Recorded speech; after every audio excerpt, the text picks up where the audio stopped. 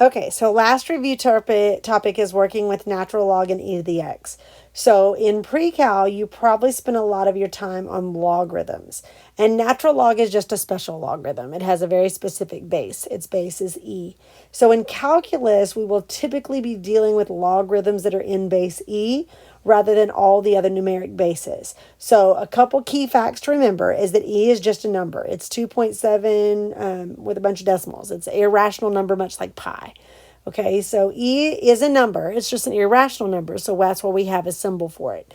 And so when we're working with these logarithms, my base will always be e. And so with natural log, remember that's where we use the ln instead of the log.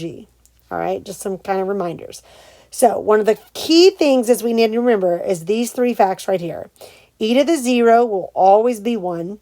The natural log of e will always be 1. And the natural log of 1 will always be 0. Okay? And then we also need to remember how to rewrite these problems. So if I want to rewrite this into the exponential, remember that there's a base e here that I can't see. So to rewrite this would be e to the power of x equals 5.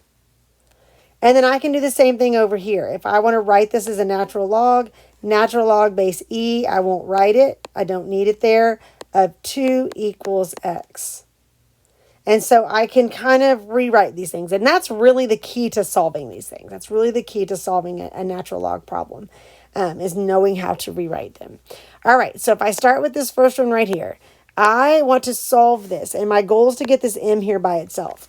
When you're solving a logarithm, you really have to isolate the entire logarithm first. So it's really your basic solving steps from way back in junior high until you get that logarithm by itself. So in this case, we would add 2 to both sides. So by doing that, now we have this natural log of m minus 3 equals 0. This is where I need to do the rewrite. This is where I need to take this base of e to the power of 0 and set that equal to m minus 3. It's the same rewrite I just did up there in the corner. E to the 0 equals m minus 3. And now that memorized fact up top, e to the 0 is 1. And so now I can add over that 3 and get that m is 4. Okay, so let's do a couple more of these so we kind of refresh our skills on that. So here, again, this natural log right here is what I want to isolate first. So it's being multiplied by this negative 7. So I'm going to divide both sides by that negative 7 to get the natural log of x minus 9 is equal to negative 2. Okay, same idea. I'm going to rewrite. Remember, this has a base of e. So e to the negative 2 equals x minus 9. We'll deal with negative exponents when we get back into class. To solve this, I add the 9. So x would equal e to the negative 2 plus 9. We'll deal with rewriting this once we get back together in class. I just need you to work on those basic solving skills, all right? Okay, so let's do a couple more right here. All right, so if this is my problem right here, again, this is what I'm trying to isolate. So I'm going to subtract that 8, get the natural log of k plus 8 equals negative 2. Now I have a very similar situation to the last one. It becomes a rewrite. So k equals e to the negative 2 minus 8 because I moved that to the other side. Okay, so one last one. So again, when I'm looking at this, it doesn't have parentheses, but if I were to place parentheses, they would go right here because that's the entire argument. If there are no parentheses, then we kind of assume everything following it is that argument if there's multiplication. So to get this by itself, you would divide by 5. So you'd have the natural log of 3n. There's that negative 2 again. I must have really liked that on that day. Pop in my e. So e to the negative 2 equals 3n. The difference here is I'm not adding or subtracting. So n would be e to the negative 2 over 3.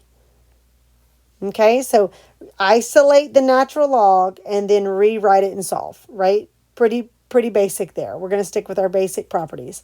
All right, and then what about if I have e? Well, there's a simple rule here that you learned in pre-cal that says, we have that algebraic rule. It says I can do whatever I want as long as I do it to both sides. Like right here, I subtracted 8 from both sides, and that's what makes that legal.